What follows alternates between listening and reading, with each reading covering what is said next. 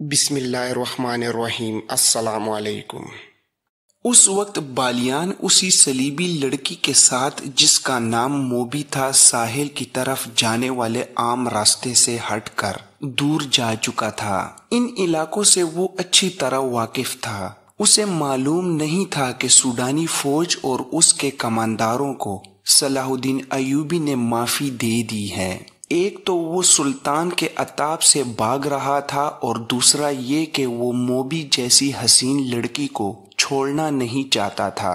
وہ سمجھتا تھا کہ دنیا کی حسین لڑکیاں صرف مصر اور سوڈان میں ہی ہیں، مگر اٹلی کی اس لڑکی کے حسن اور دلکشی نے اسے اندھا کر دیا تھا۔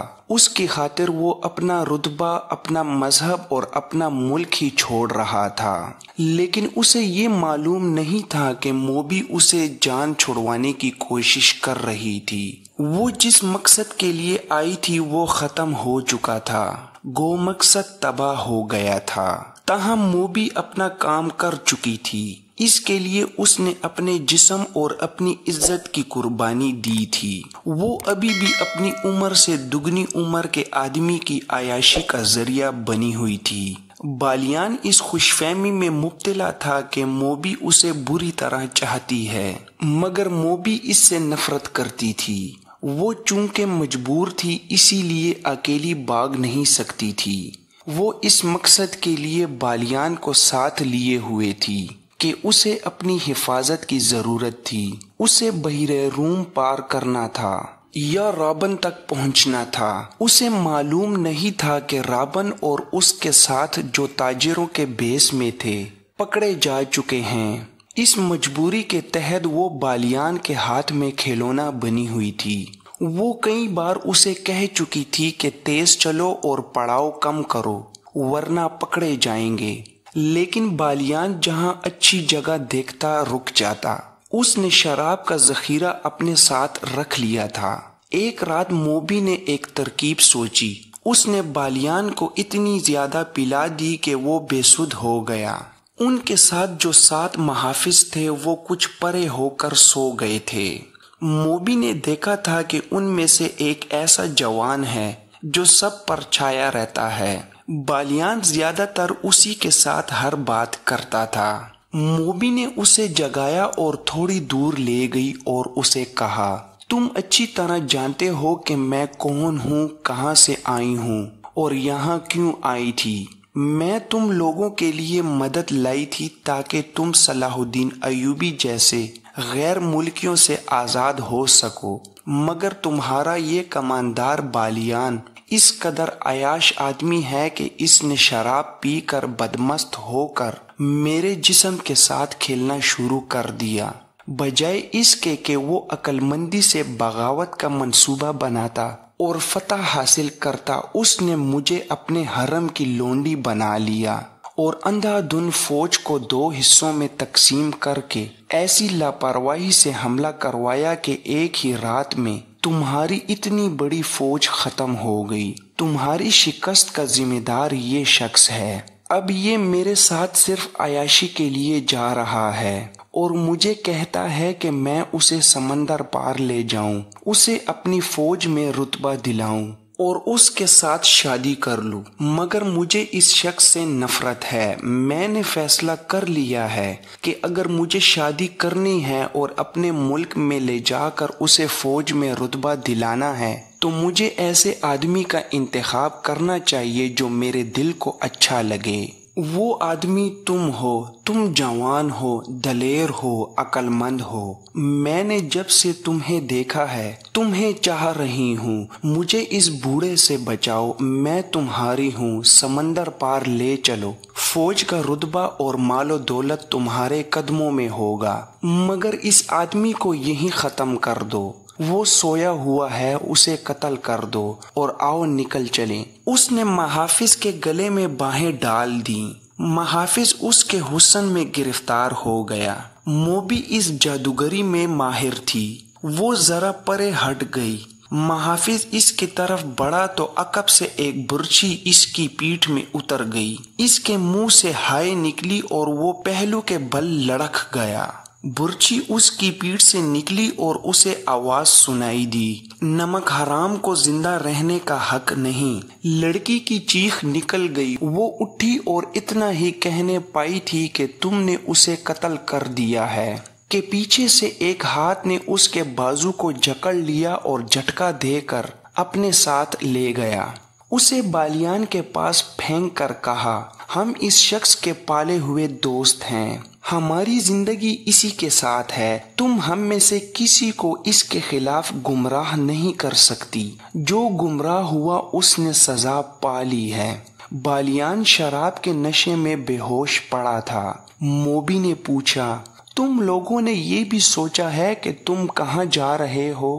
ایک نے جواب دیا، سمندر میں ڈوبنے، تمہارے ساتھ ہمارا کوئی تعلق نہیں ہے، جہاں تک بالیان جائے گا ہم وہیں تک جائیں گے، اور وہ دونوں جا کر لیٹ گئے۔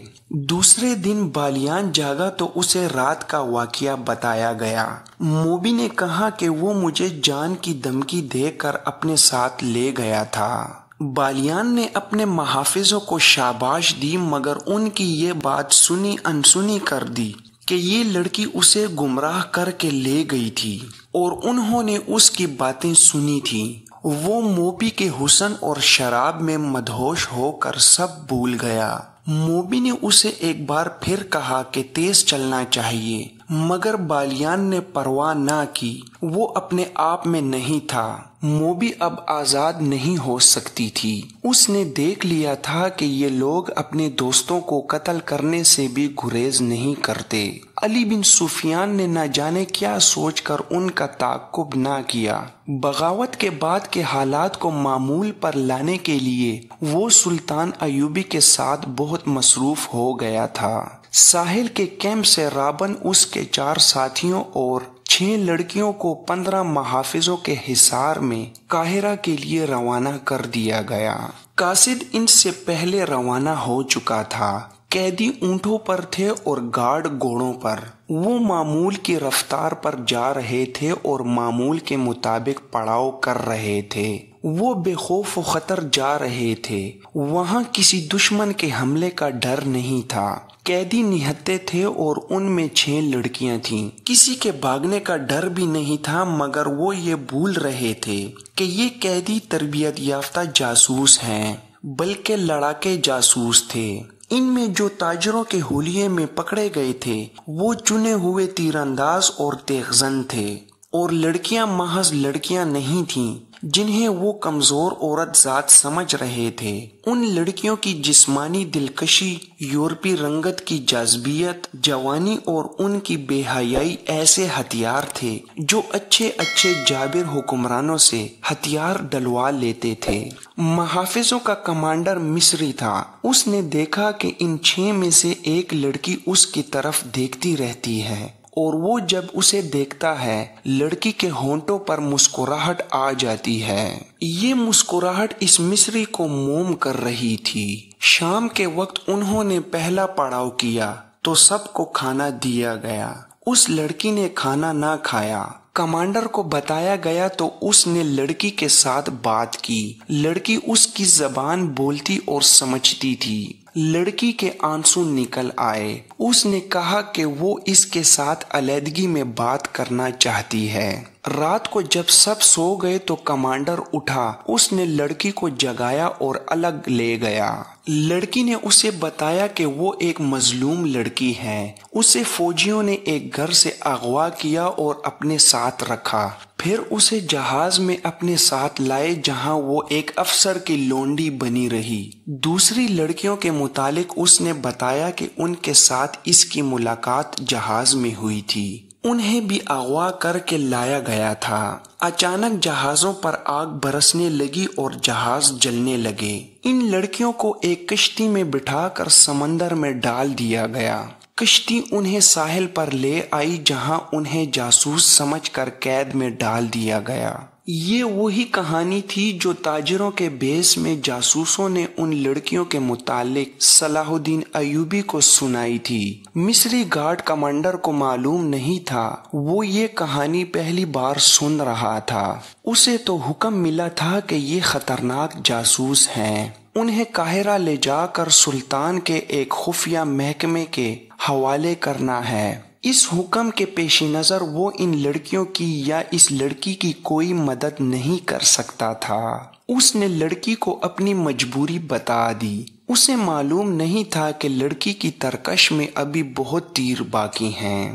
لڑکی نے کہا، میں تم سے کوئی مدد نہیں مانگتی، تم اگر میری مدد کرو گے تو میں تمہیں روک دوں گی، کیونکہ تم مجھے اتنے اچھے لگتے ہو کہ میں اپنی خاطر تمہیں کسی مصیبت میں نہیں ڈالنا چاہتی۔ میرا کوئی غمخوار نہیں، میں ان لڑکیوں کو بالکل نہیں جانتی اور ان آدمیوں کو بھی نہیں جانتی۔ تم مجھے رحم دل بھی لگتے ہو اور میرے دل کو بھی اچھے لگتے ہو، اس لیے تمہیں یہ باتیں بتا رہی ہوں۔ اتنی خوبصورت لڑکی کے منہ سے اس قسم کی باتیں سن کر کون سا مرد اپنے آپ میں رہ سکتا ہے؟ یہ لڑکی مجبور بھی تھی، رات کی تنہائی بھی تھی، مصری کی مردانگی پگھلنے لگی۔ اس نے لڑکی کے ساتھ دوستانہ باتیں شروع کر دیں۔ لڑکی نے ایک اور تیر چلایا اور صلاح الدین ایوبی کے کردار پر زہر اگلنے لگی۔ اس نے کہا، میں تمہارے گورنر صلاح الدین ایوبی کو مظلومیت کی یہ کہانی سنائی تھی۔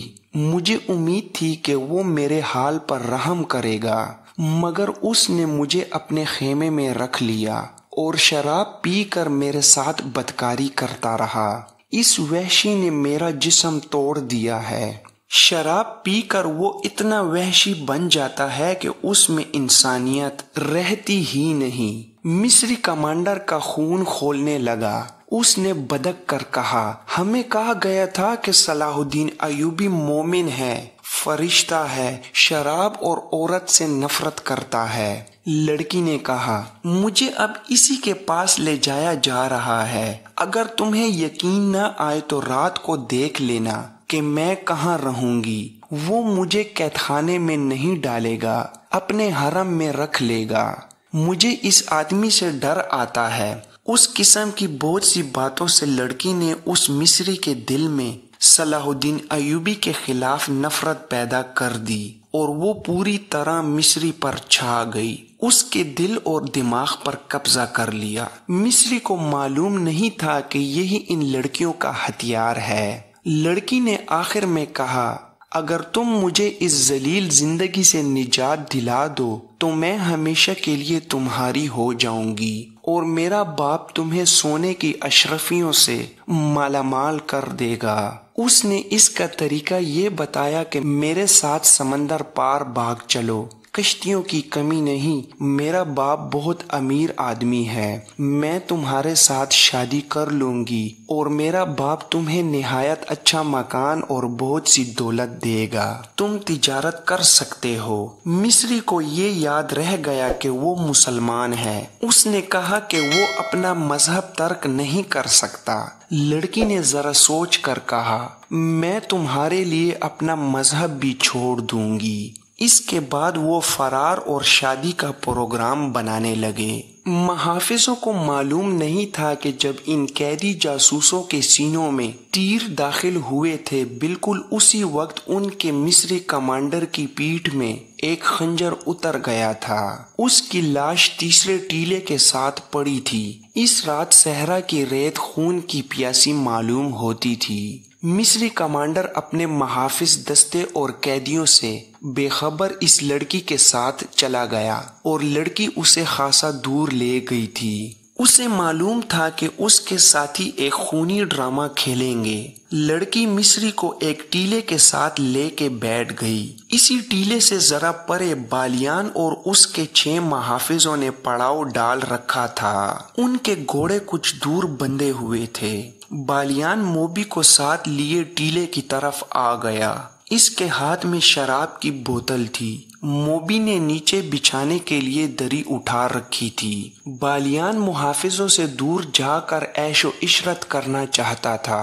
اس نے دری بچھا دی اور موبی کو اپنے ساتھ بٹھا لیا۔ وہ بیٹھے ہی تھے کہ رات کے سکوت میں انہیں قریب سے کسی کی باتوں کی آوازیں سنائی دیں۔ وہ چونکے اور دم ساتھ کر سننے لگے۔ آواز کسی لڑکی کی تھی۔ بالیان اور موبی دبے پاؤں اس کی طرف آئے اور ٹیلے کی اوٹ سے دیکھا۔ انہیں دو سائے بیٹھے ہوئے نظر آئے۔ صاف پتہ چلتا تھا کہ ایک عورت اور ایک مرد ہے۔ موبی اور زیادہ قریب ہو گئی اور غور سے باتیں سننے لگی۔ مصری کمانڈر کے ساتھ اس لڑکی نے ایسی واضح باتیں کی کہ موبی کو یقین ہو گیا کہ یہ اس کی ساتھی لڑکی ہے، اور یہ بھی واضح ہو گیا کہ اسے قاہرہ لے جایا جا رہا ہے۔ مصری نے جو حرکتیں اور باتیں کی وہ تو بالکل ہی صاف تھیں، کسی شک کی گنجائش نہیں تھی۔ موبی جان گئی تھی کہ یہ مصری اس لڑکی کو اس کی مجبوری کے عالم میں عیاشی کا ذریعہ بنا رہا ہے۔ موبی نے یہ بالکل نہ سوچا تھا کہ ارد گرد کوئی اور بھی ہوگا، اور اس نے جو ارادہ کیا ہے اس کا نتیجہ کیا ہوگا۔ اس نے پیچھے ہٹ کر بالیان کے کان میں کچھ کہا۔ یہ مصری ہے اور یہ میرے ساتھ کی ایک لڑکی کے ساتھ عیش کر رہا ہے، اس لڑکی کو بچا لو۔ یہ مصری تمہارا دشمن ہے اور لڑکی تمہاری دوست۔ اس نے بالیان کو اور زیادہ بھڑکانے کے لیے کہا، یہ بڑی خوبصورت لڑکی ہے، اسے بچا لو اور اپنے سفری حرم میں شامل کر لو۔ بالیان شراب پیے ہوئے تھا۔ اس نے کمر بند سے خنجر نکالا اور بہت تیزی سے آگے بڑھ کر خنجر مصری کمانڈر کی پیٹھ میں گھونپ دیا۔ خنجر نکال کر اسی تیزی سے ایک اور وار کیا۔ لڑکی مصری سے آزاد ہو کر اٹھ کھڑی ہوئی۔ موبی دوڑی اور اسے آواز دی۔ وہ دوڑ کر موبی سے لپٹ گئی۔ موبی نے اس سے پوچھا کہ دوسری کہاں ہے؟ اس نے رابن اور دوسرے ساتھیوں کے متعلق بھی بتایا، اور یہ بھی کہا کہ وہ 15 محافظوں کے پہرے میں ہے۔ بالیان دوڑتا گیا اور اپنے 6 ساتھیوں کو بلا لایا۔ ان کے پاس کمانیں اور دوسرے ہتھیار تھے۔ اتنے میں قیدیوں کے محافظوں میں سے ایک اپنے مصری کمانڈر کو آوازیں دیتا ادھر آیا۔ بالیان کے ایک ساتھی نے تیر چلایا اور اس محافظ کو ختم کر دیا۔ وہ لڑکی انہیں اپنی جگہ لے جانے کے لیے آگے آگے چل پڑی۔ بالیان کو آخری ٹیلے کے پیچھے روشنی نظر آئی۔ اس نے ٹیلے کی اوٹ میں جا کر دیکھا، وہاں بڑی بڑی 2 مشعلیں جل رہی تھیں۔ ان کے ڈنڈے زمین میں گڑے ہوئے تھے۔ اس کے اوپر والے سروں پر تیل میں بھیگے ہوئے کپڑے لپٹے ہوئے تھے جو جل رہے تھے۔ بالیان اپنے ساتھیوں کے ساتھ اندھیرے میں تھا۔ اسے روشنی میں 5 لڑکیاں الگ کھڑی نظر آ رہی تھیں اور محافظ بھی دکھائی دے رہے تھے۔ ان کے درمیان 5 لاشیں پڑی تھیں جن میں تیر اترے ہوئے تھے۔ موبی اور دوسری لڑکی کی سسکیاں نکلنے لگیں۔ موبی کے اکسانے پر بالیان نے اپنے ساتھیوں سے کہا کہ یہ تمہارا شکار ہے، تیروں سے ختم کر دو۔ ان کی تعداد اب 14 تھی۔ یہ ان کی بدقسمتی تھی کہ وہ روشنی میں تھے۔ بالیان کے ساتھیوں نے کمانوں میں تیر ڈالے۔ تمام تیر ایک ہی بار کمانوں سے نکلے۔ دوسرے ہی لمحے کمانوں میں 6 اور تیر آ چکے تھے۔ ایک ہی بار قیدیوں کے 6 محافظ ختم ہو گئے۔ باقی ابھی سمجھ نہ سکے تھے کہ یہ تیر کہاں سے آئے ہیں۔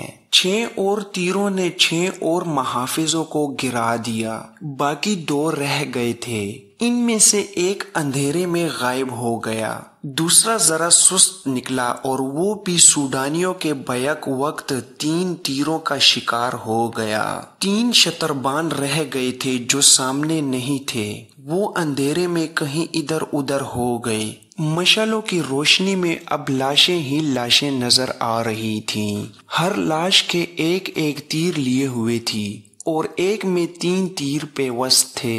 موبی دوڑ کر لڑکیوں سے ملی۔ اتنے میں ایک گھوڑے کی سرپٹ دوڑنے کی آوازیں سنائی دی جو دور نکل گیا۔ بالیان نے کہا، یہاں رکنا ٹھیک نہیں، ان میں ایک بچ کر نکل گیا ہے، وہ قاہرہ کی سمت گیا ہے، فوراً یہاں سے نکلو۔ انہوں نے محافظوں کے گھوڑے کھولے اور اپنی جگہ لے گئے۔ وہاں جا کر دیکھا ایک گھوڑا بمائے زین غائب تھا، اسے بچ کر نکل جانے والا محافظ لے گیا تھا۔ وہ اپنے گھوڑوں تک نہیں جا سکا تھا، چھپ کر ادھر چلا گیا جہاں اسے 8 گھوڑے بندے نظر آئے۔ زینیں پاس ہی پڑی تھیں۔ اس نے ایک گھوڑے پر زین کسی اور بھاگ نکلا۔ بالیان نے 14 گھوڑوں پر زینیں کسوائیں، سامان 2 گھوڑوں پر لادا اور باقی گھوڑے ساتھ لیے اور روانہ ہو گئے۔ لڑکیوں نے موبی کو سنایا کہ ان پر کیا بیتی ہے اور انہیں کہاں لے جایا جا رہا تھا۔ انہوں نے یہ بھی بتایا کہ رابن اور اس کے ساتھی لاشوں کے ہتھیار اٹھانے گئے تھے، مگر معلوم نہیں کہ وہ کس طرح مارے گئے۔